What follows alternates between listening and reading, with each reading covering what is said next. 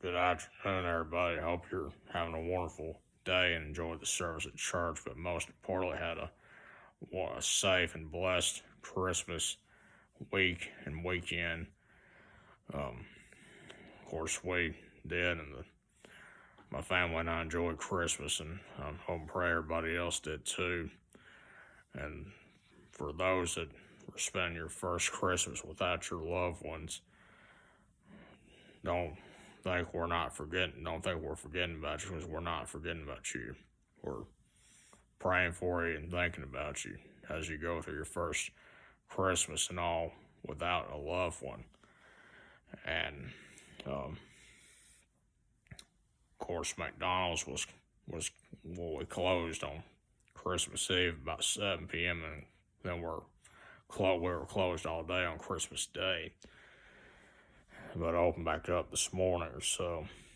And we will be open on New Year's Eve and New Year's Day. As far as the services here at Layton Baptist Church, we only have one service today. We will not have services on Wednesday night, but we will have services again on January the 2nd, which is this coming Sunday. Of course, the good thing about not having services Wednesday night is that nobody will be anywhere else except at home when the potential severe weather threat that we could be having Wednesday occurs, or could occur. And I say that because we're under a level 2 severe weather risk for Wednesday.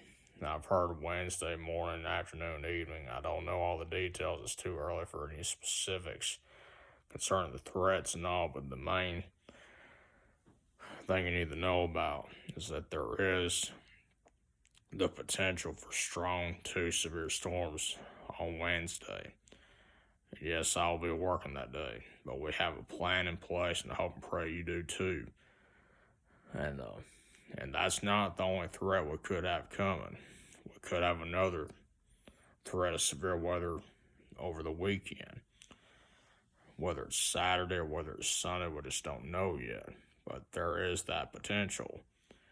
And I've heard different things where it could be significant, but I'm not even going to go there, because there's just a lot of uncertainty. There's got to get through the first one before we focus on the second one.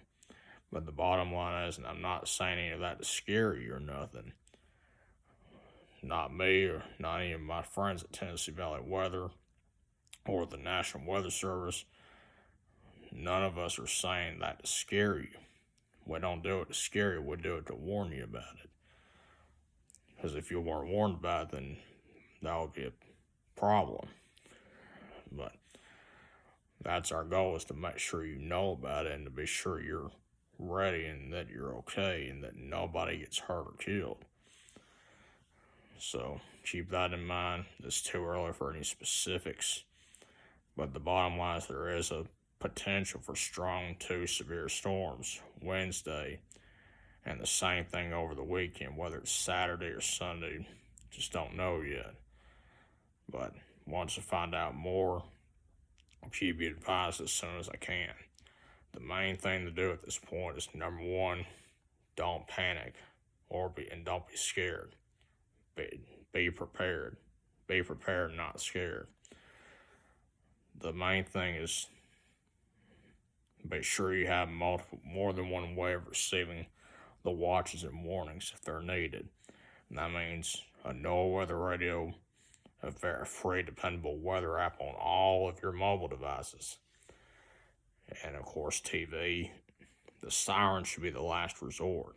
The sirens, they work out well, but they're not the main thing. They're not the only way of getting the watches and warnings. And plus, they're mainly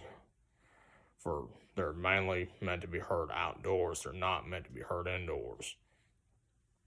So don't assume that the only way you're going to get the warning is a siren, because that's not even close to the truth. In other words, don't depend on them. I'm not saying ignore them. I'm saying don't assume they're the only way of getting the warnings, because they're not. A NOAA weather radio, a free, dependable weather app on all of your mobile devices, and TV, of course. Those are the ways of getting the watches and warnings. So keep that in mind right now, and be sure you and your family has a severe weather safety plan, and have a readiness kit such as helmets, hard sole shoes, air horns, whistles, anything like that. And you may wonder why have helmets. Most of the tornado related injuries or fatalities that we've had from outbreaks in the past were severe head injuries or fatal head injuries. And I don't want to be any more graphic than that. But having a helmet of any kind, that's one of the ways of having a readiness kit. Same thing with having shoes in case you have to walk through storm damage or tornado debris, and having a whistle or air horn, something of that nature, where if you blow it or squeeze it, the first responders can get to you as soon as possible, or as soon as they can. And if you walk through a storm damage or tornado debris field with no shoes on, you've got problems. I don't want to be any graphic than that. That's the main thing to know. And of course, that severe weather safety plan is not, and I repeat, not a mobile home of any kind and not a vehicle of any kind. If you're in any of those, you have to get out of them and get to a more substantial shelter. And then that would be any kind of site-built structure, whether it's a home, a business that's open 24 hours, airport, hospital, convenience store, gas station, anything like that that's a site-built structure, best place to be. And wherever that site-built structure is, if there's a basement or storm shelter available, always the best place to go or to be. Otherwise, small room, bathroom, cooler, closet, hallway, on the lowest floor and near the center and away from all windows and doors. And I've put as many walls between you and the outside as possible. And stay away from the windows and doors. Very simple. Not saying any of that to scare you. I'm saying to be sure you know about it and that you're aware of it. And some people say, why warn people about it several days in advance and not just one day in advance? Well, you're better off being prepared, knowing about it for several days, than being warned about it one day or at the last minute. So, pretty simple. But the main thing to know, strong to severe storms are possible Wednesday, and there could be another threat of strong to severe storms over the weekend, whether it's Saturday or Sunday. Just know that there is that potential. And again, I'm not saying any of this to scare you. I'm saying to be sure you're warned about it and that you start reviewing your severe weather safety plans right now and not do it at the last minute. So keep that in mind. I'll be doing plenty of video updates when I can. And if I'm at home and nothing holds me up from doing a live video, if there's any warnings in effect, I'll go live on Facebook as soon as possible.